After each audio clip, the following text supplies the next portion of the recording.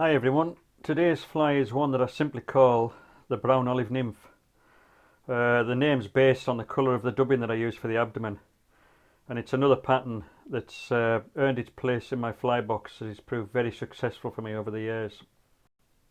So I've got a jig hook in the vise with a slotted tungsten bead already attached, and I'm starting the thread just behind the bead and winding down the shank to secure the thread. Then I'll snip away that waste, and now I'm going to carry on down the shank towards the bend of the hook and stop just before the bend, and then we can attach the tail. The tail consists of a few fibres from a soft or henny red game feather. So I take the feather, and once I've stripped away the unwanted fibres at the base of the stem, I'll just take a few fibres and stroke them out at about 90 degrees to the stem so that the tips line up, and then I'll strip them from the feather. Now I'll hold the fibres against the hook to gauge the length of the tail, which is about the length of the hook minus the bead, and then I'll secure the tail or the fibres to the hook with a few wraps. Now they're secure, I'll just shorten that stub so it doesn't stick out over the top of the bead, and now we're ready to attach the rib. I'm just going to attach the rib with one wrap just to hold it in position. It's a personal choice, you could use more if you want, but for me one's sufficient. And now I'm going to add the dubbing, or twist the dubbing onto the thread to form a thin rope of dubbing and build the abdomen. As per usual with me, it's little and often with the dubbing. If you have a nice thin rope of dubbing, it's much easier to form that tapered abdomen as you work your way back up to the eye of the hook. So now we'll start winding up towards the eye and just build that tapered body.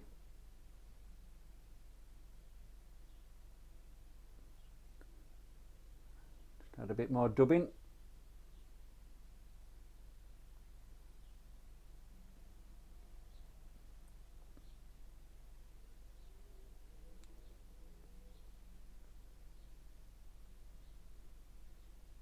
I'll just unwind that, I'm not quite happy with it. There we go.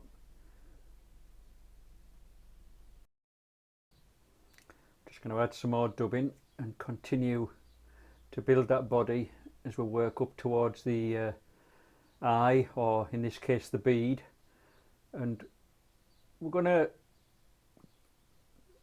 build this until we get within about 2 millimeters of the bead, and then that will just leave us a gap to fill with dubbing for the thorax.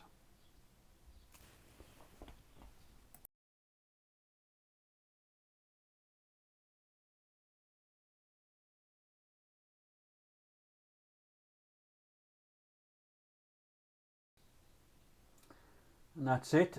So now we'll take the wire and wind it up the abdomen in evenly spaced open turns to form the rib on this fly.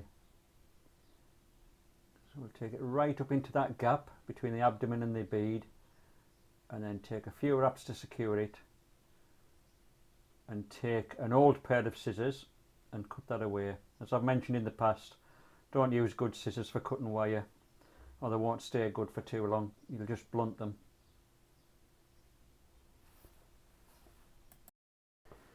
Now that we've formed the abdomen and ribbed it, we're ready for the thorax. So I've got some chocolate brown eye stub, and I'm just going to twist that onto the tie-in thread and fill that area in between the bead and the abdomen.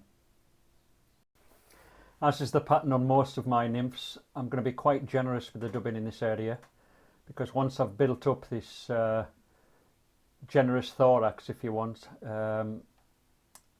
I'm going to use my Velcro dubbing brush to pick out the fibres and stroke them back towards the bend of the hook. We're all different, we all have our preferences, but I just like the profile these stroked fibres if you want, give to the nymph.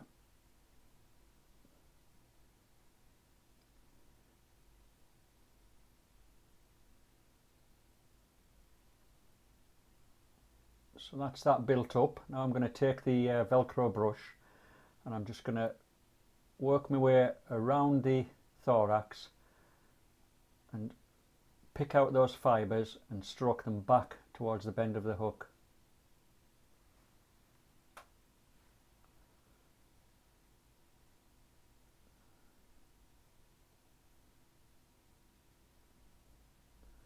Sometimes when you've done this, it just leaves a little bit of a gap behind the bead, and if you get that, just take a little bit more dubbing and fill that area in directly behind the bead. And I'm just going to do that on this nymph.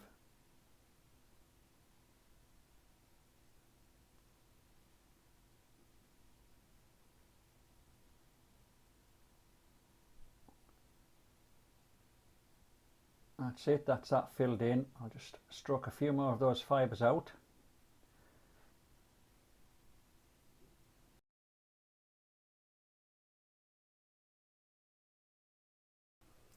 And once I'm happy with it, I'll stroke the fibres back away from the bead, back towards the bend, take a couple of wraps just to tidy that area up, and then I'll perform a wick finish to finish the fly off.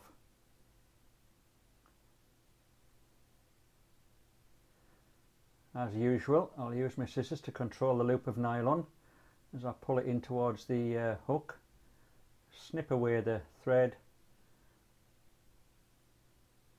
and now we're just ready to varnish the head. So I'm just going to apply the varnish to the thread all the way around the bead. So I've done that side, and now I'll twist it in the vise and do the other side.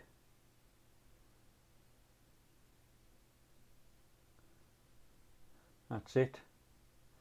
And now you could leave the fly like that and it would probably be fine, but the way I've always done this pattern is that now I take a pair of scissors and I'll just snip away the fibres that are extending back over the abdomen. I don't want any fibres from the ice dub masking the abdomen.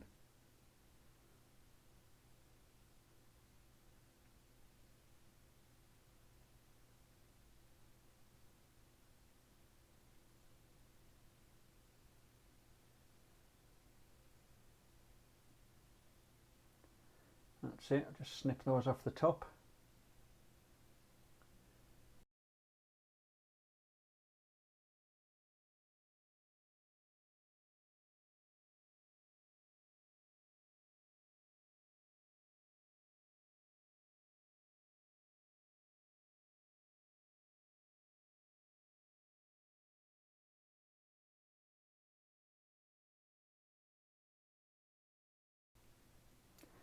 And that's my finished brown olive nymph. Here's a closer view for you, and I'll give it a twirl in the vise so you can see it from different angles. As I mentioned at the start, it's proved a very successful nymph for me on occasions, and it's certainly warranted its position in my nymph box. So if you decide to give it a go, I hope it works for you.